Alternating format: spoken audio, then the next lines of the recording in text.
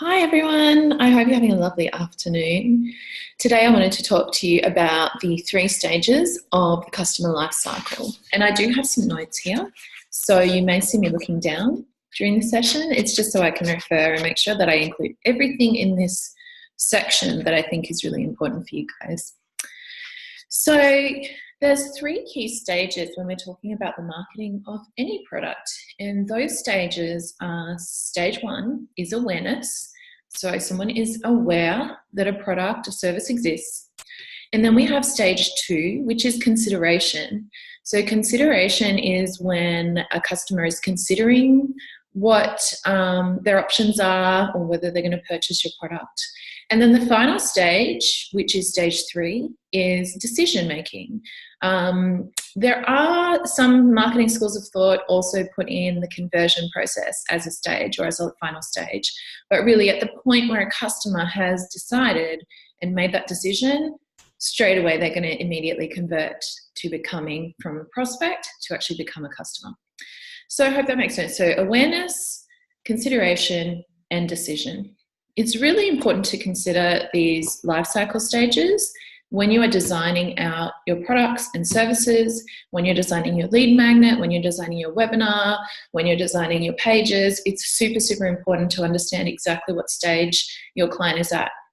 Also with your traffic strategies, super important to consider this, because someone is not necessarily going to go from not knowing you at all and being completely cold to then straight away like purchasing their product. Can happen, but it's quite rare. So usually it's a stage of processes that your customer goes through, a series of customer touch points, and then eventually they will actually convert to a sale. So let's talk a little bit about the awareness stage to start with. So this stage is about the customer's awareness to purchase something or awareness of a problem that needs solving that exists for your client, and they just don't have the answer to it yet. Let me give you two examples. So if I'm in the car industry, I might have a prospect who is, for example, just got pregnant, needs to consider upgrading her vehicle because it might not be like fully up to date and safe, number one. And secondly, she may need to convert, say, from a two-door car to a four-door car just to have extra space, or even just to convert to, from a four-door car to something bigger. So in other words, there's an awareness there that there is or potentially could be an issue, but that's all it is right now in the client's mind. Now, if I was a marketing company dealing with a car dealership, if I proactively was sending, let's say, a lead magnet on why you need to upgrade your vehicle when you're pregnant, that would probably work quite well with this person in the awareness stage.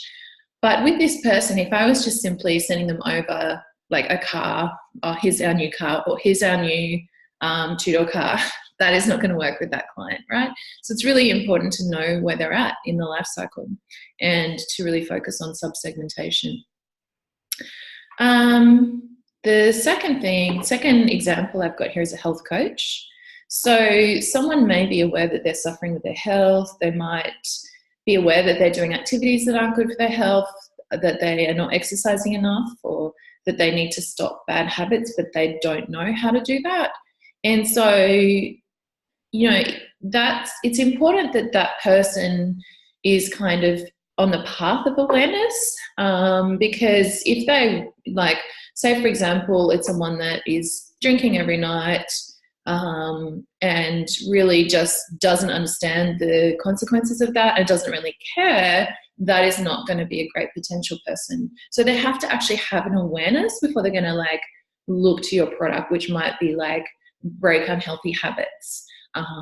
Or break unhealthy habits for your drinking, for example. That could be a great example of a lead magnet for that particular client.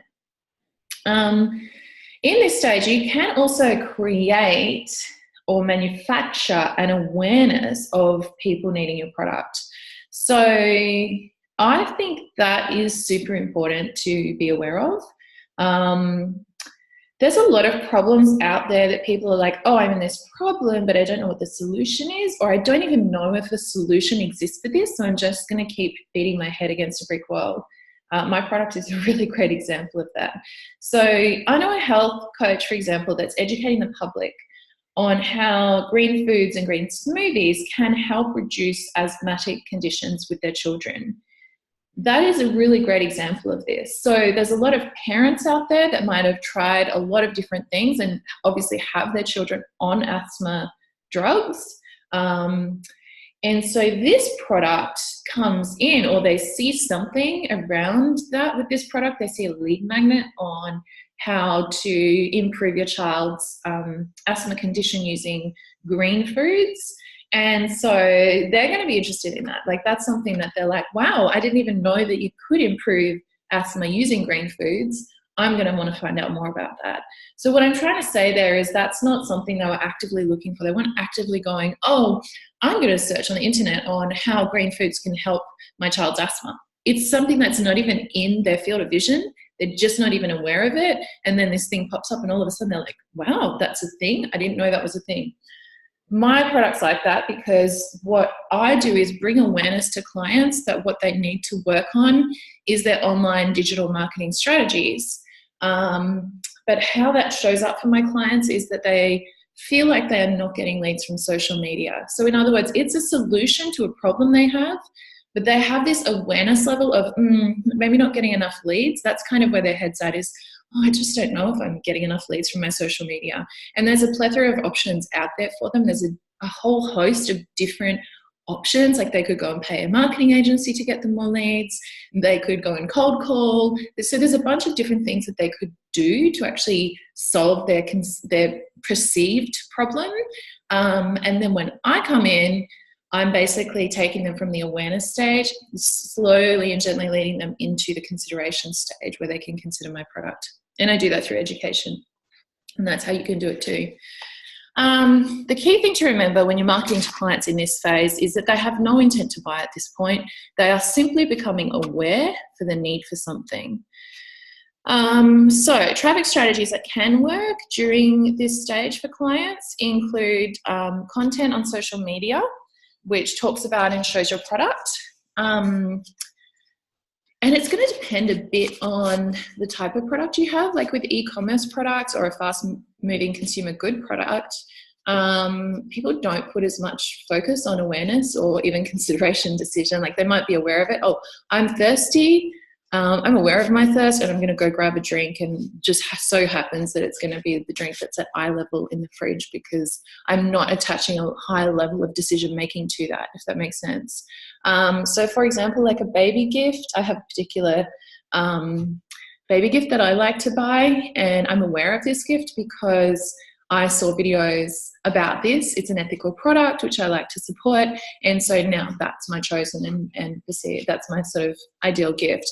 But it's not something that I'm attaching a lot of decision-making or process or thought into, if that makes sense. So, yeah. I guess that's important. You need to also talk about the pain points that your clients are experiencing so that clients that are aware can actually resonate with you, can see what your brand's about, and can move into that next stage of considering that your product will be worthwhile for them. Awareness is also super important stage because people who are aware but not interested can refer others who are aware and potentially interested. So, it's really important that we nurture the aware client, and if you have a client that's aware, they might stay on your list and they might not buy, but they might be telling their friends about you. So that's something also to think about in your campaigns when you're actually structuring it around these 3 stages or life cycles. A campaign that celebrates the know, like and trust process with a prospect will show the aware prospect, even if they're interested or able to purchase the product then and there, that you are trustworthy, that you're genuine, you're credible, you're authentic.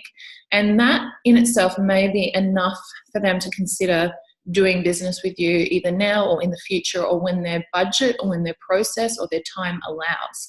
So if they don't buy today, it's not that you haven't done the right thing. It's that they are just like one step closer to that process, and that maybe they are aware now. and maybe they are even considering, but they have just not moved into the stage of decision making yet. I hope that makes sense. Let's talk about stage 2, which is the consideration stage. So a client will be considering your product once they've determined that there is in fact a need for it in their life, whether immediately or whether in the future. So this is what I like to call the shopping around stage. The shopping around stage is where they think about what the options are that are out there and determine which solution is going to be the best fit for them and for their needs.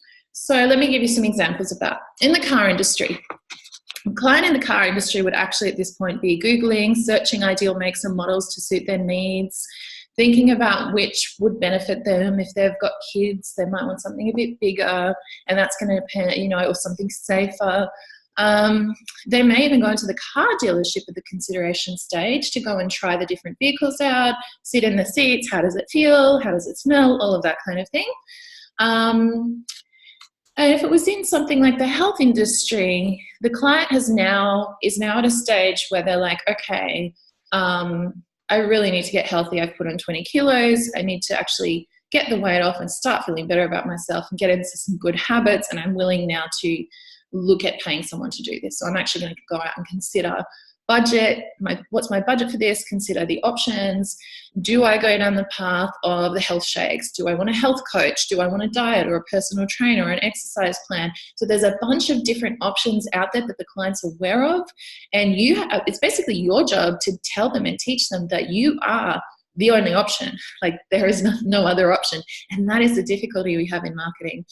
So they may even know at this point what they need. Like they might be like, I definitely need health shakes. But they're still at the point where they're keen to evaluate the different options. So if they're like, yeah, I definitely need health shakes, but you're then coming in and saying, great, so that's great. You want health shakes and we can offer that. However, we like to sit down and do a complimentary session and determine what the actual problems are so we can solve them for you. And they sit down with you and you're like, right, well, health shakes isn't actually going to solve this problem here because your eating's already great. So we need to work on exercise or whatever it might be. So at this stage, the business is able to clearly single out the customer's pain points and then present the ideal solution to them will be the one that will benefit on that customer progressing through to the next stage of decision and conversion time. So once again, the know, like, and trust process is definitely in play here. That's why complimentary appointments, free downloadables, free webinars that actually get your client to somewhere to like book an appointment. Like once a client is in front of you, the chances are they're going to buy. It's going to be pretty rare that they're going to walk out of there because they have a problem. You have given them a solution and they will buy. And I have a whole other process to go through that, which we won't talk about today.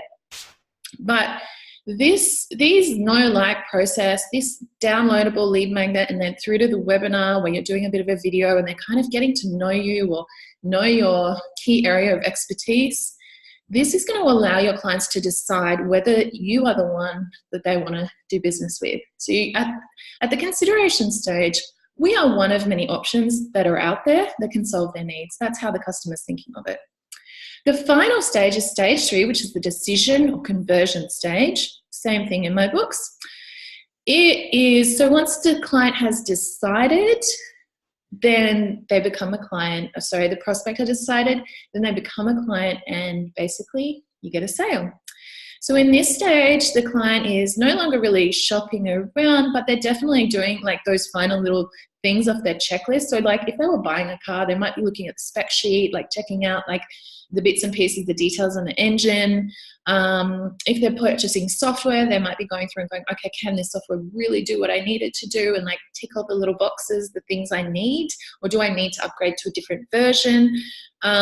This is more about the detail of the product and evaluating the opportunities that are out there that can compete with your product. So this is where competitor offerings come in. And so one way that you can do that is like, depends on your product. Sometimes it's wise not to talk about competitor products, and sometimes it's wise to go, yeah, hey, this is what we offer compared against like what the other competitors offer, which are not stacking up to what we do, if that makes sense. They do that a bit in software when you see like, you know, comparison charts, that kind of thing. It sort of shows like they only have this amount and we have this amount. So that kind of thing. So for example, in a car purchase, the customer at this point has test driven all the different vehicles. They've looked at the spec. They've decided which car dealership they were more comfortable with. So it's a whole bunch of little decisions they've made. And they've seen what bonuses are out there if they buy this vehicle, like what's the price going to be and do they get free servicing or whatever. And they've looked at the options for loan payments. Yeah, so does that make sense? It's a bunch of little considerations that they've checked up against, and then now they're actually making the decision. In the case of a health coach, you got to remember, guys, like, how often do people buy a car? You know, maybe once or twice or a couple of times in their lifetime. So this is not something that they take lightly. Yeah. And it's also it's important to consider how often your clients are going to actually buy your product or be able to buy your product. Like, can you sell your product over and over and over? Or is it just like a once-off product that they're probably not going to ever buy again? That's really important in pricing considerations. So with a health coach customer, we might have a couple of different types of customers. Like, we might have a time poor customer or the customer that's going to shop around. But the customer that shops around and looks for just the bargain price, you know, in my experience, customers are educated to know that the lowest price quite often is not the best value. So they understand that cheaper is not better. So if you've had the privilege to get to know that customer during a complimentary session where they came in and you spoke to them about, you know, what is your offer and why you are premium and superior to competitors, it is likely to convert if they felt that the value you offered was definitely worth the money or higher than the value of the money that they're paying. So for example, if a fitness client had visited trainer after trainer after trainer, had lots of personal training sessions, kept putting on weight, and then you sat down with them and specifically showed them why they were putting on weight, why the style of training they'd done before wasn't working for their body shape, that would be pretty mind-blowing for them, and it would also have them establish you as credible in their mind. Yeah. So you're now in the bucket of people that are adding value to their life, so they don't mind paying you. So if all of the groundwork has been done with the know, like, trust process, the free information, the free downloads, free webinars, the webinars where they're getting to know you, the all the bits and pieces, the credibility that is kind of adding up to you, then the work is done and the client will buy. So I hope that makes sense. So to refresh, stage 1, awareness. Stage 2 is consideration. Stage 3 is decision or conversion. Yeah. Make sure everything you do is tailored to the different stages of that customer's life cycle. Yeah. When you're building your lead magnets, consider each of those stages. When you're building your product, consider the stage that they're at. When you're building any kind of advertising campaign or social media campaign, make sure that you think about each of those stages that your customer goes through and what's important to them at that stage. And if you do that, you won't have any problems at all. I guarantee it. Thanks so much. Have a great afternoon, guys.